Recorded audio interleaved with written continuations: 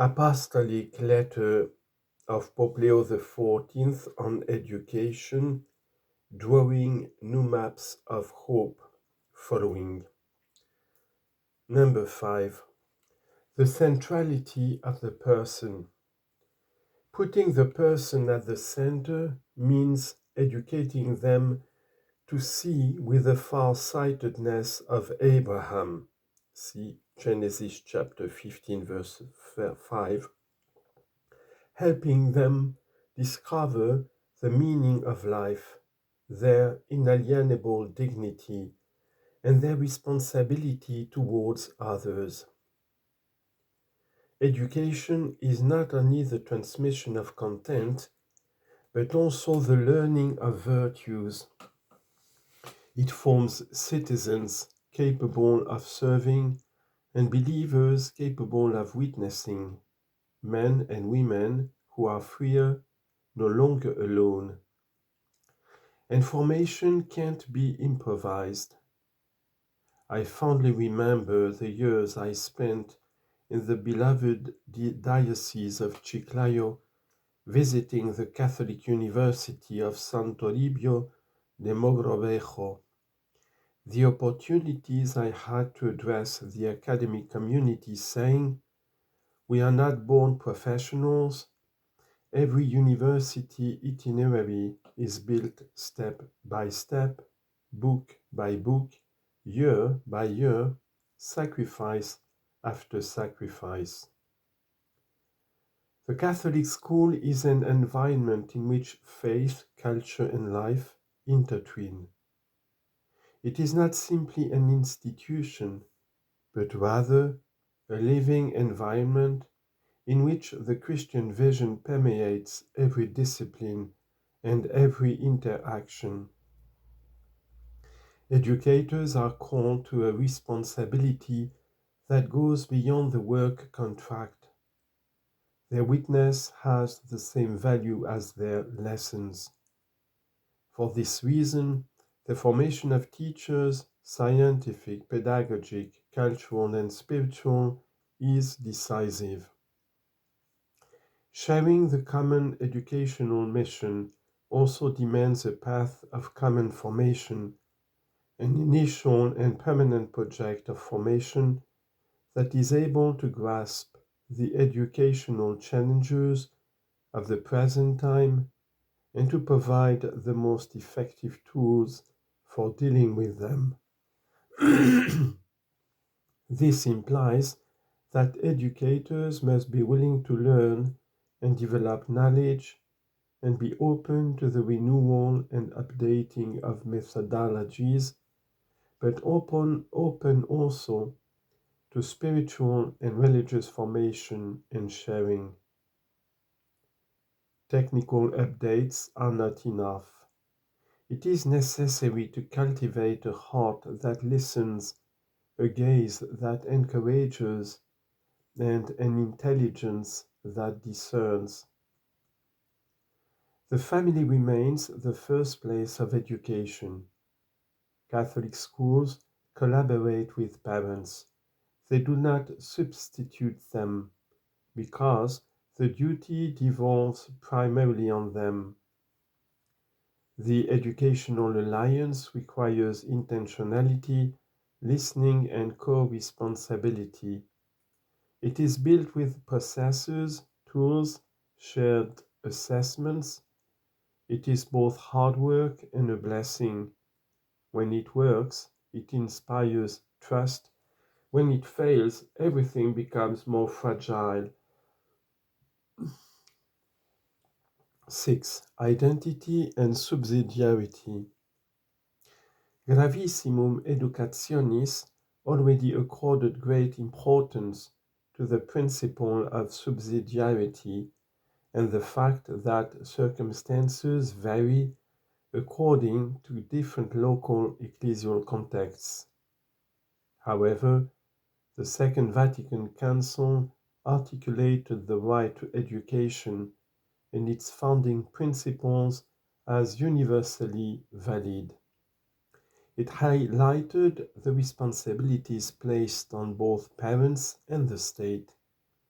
It considered the provision of an education that enables students to value moral values, to evaluate moral values with the right conscience, to be a sacred right, and called on civil authorities to respect this right.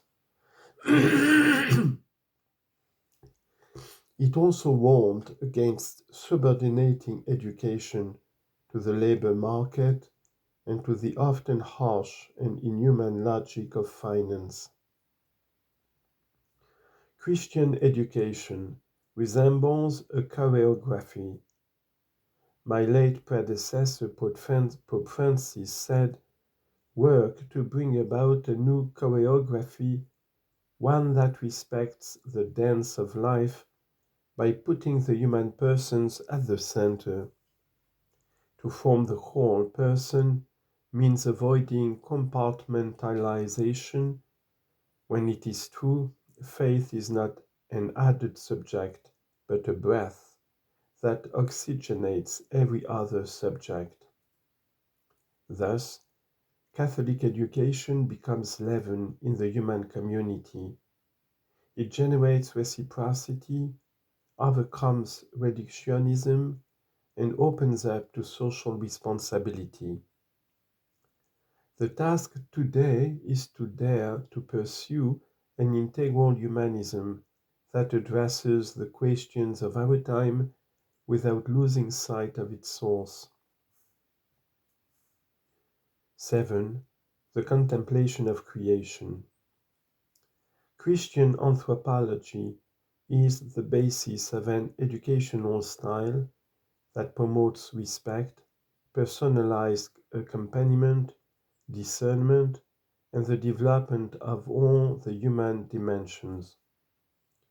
Among these, spiritual afflatus is not secondary, and it is fulfilled and strengthened also through the contemplation of creation. This aspect is not new in the Christian philosophical and theological tradition, in which the study of nature also had the purpose of demonstrating the traces of God, in Latin, vestigia Dei, in our world. In the Collationes in Hexameron, Saint Bonaventure of Bagno Reggio writes that, quote, "The entire world is a shadow, a pathway, an imprint." It is a book written from outside. See Ezekiel chapter 2 verse 9.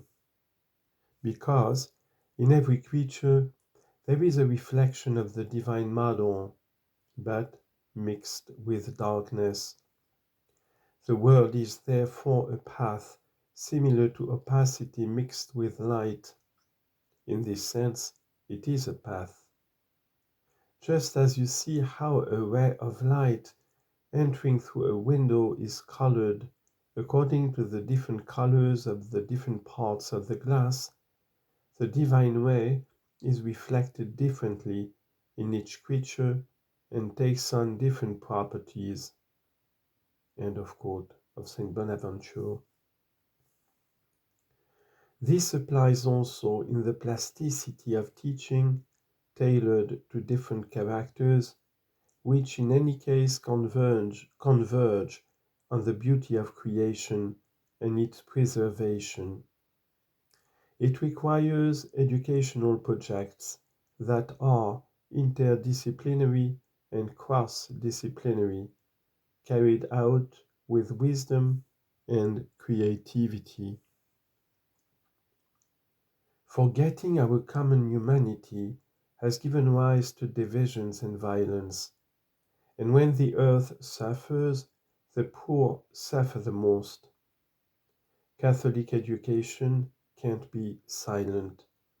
It must combine social justice and environmental justice, promote sobriety and sustainable lifestyles, and form consciences capable of choosing not merely what is convenient, but what is just.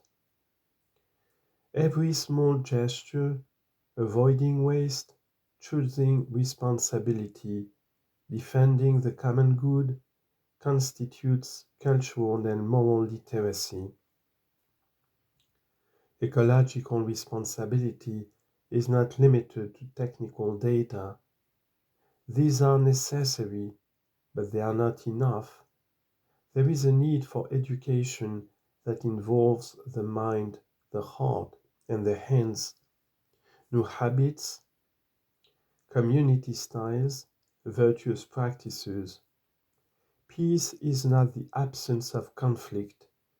It is the gentle strength that rejects violence. And education in unarmed and disarming peace teaches us to set down the weapons of the aggressive word and the judgmental look in order to learn the language of mercy and reconciled justice.